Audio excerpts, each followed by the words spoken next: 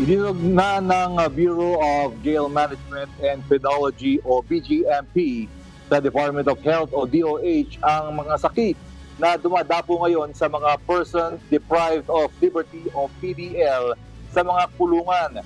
Kabilang sa mga ito ang sore eyes at piksa dahil sa matinding init ng panahon.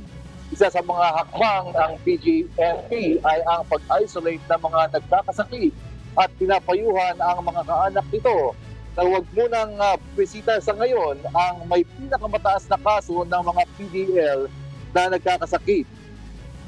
Dito sa National Capital Region o sa NCR, kumuha na rin ang BGMP ng karagdagang mga doktor para tingnan ang kalagayan o kalusugan ng mga PDL. Meron na rin po silang mga reported ng boils. Yan ho, ang mga karaniwan natin, or pigsa.